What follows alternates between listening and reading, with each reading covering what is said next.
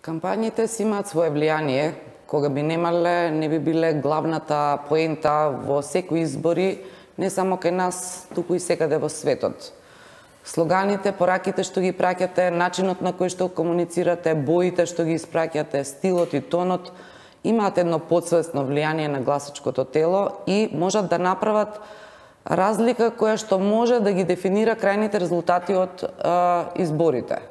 Ако е максимум од 5% да добиете или изгубите гласови заради добра, односно лоша комуникација и кампања, тоа вкупно може да биде 10%, што е еден фин збир на крајот од секои избори и затоа партиите и политичките субјекти внимаваат на тој сегмент. Вие сте учествувале во кампањи, веќе реков, штом сте биле пратеник, сте биле и од оваа страна, како аспирант, како кандидат за позиција, но многу почесто сте биле дел од, не знам, креатива, продукција, организација на настани и така натаму. Видовте ли кампања на овие избори кое што ви остави особен впечаток, кое што ви одскокна од некоја друга? Видов две троми кампањи на двете најголеми партии. Не троми во смисла дека немаше доволно видеоматеријал, дека немаше доволно печатен визуелен материјал. Едноставно очекувано нешто видовме. Дури и слоганите кои што беа пласирани, доколку ги тргнете амблемите на политичката партија и ги замените, нема голема разлика, нема да забележите разлика.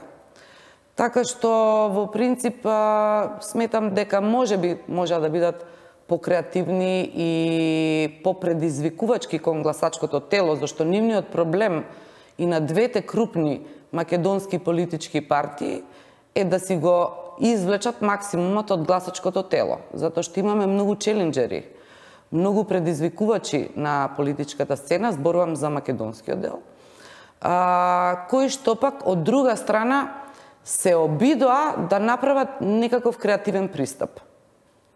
Но не доволно видливо и не доволно концептуално поставено. Па имавме случаи да видиме како некои луѓе стојат пред споменикот на 11 октомври, сакајќи да предизвикаат некакво внимание во јавноста, но тоа е се недокажано. Нема приказна, нема целина, нема почеток, нема крај. Од друга страна, во албанскиот политички блок дуи веќе некако како да влезе во стилот на реторички предизвикувачки кампањи и тоа почна од зошто не пред 2 циклуси и продолжува сега со една исто таква идеја која што не се врзува во визуелните решенија, но реторички се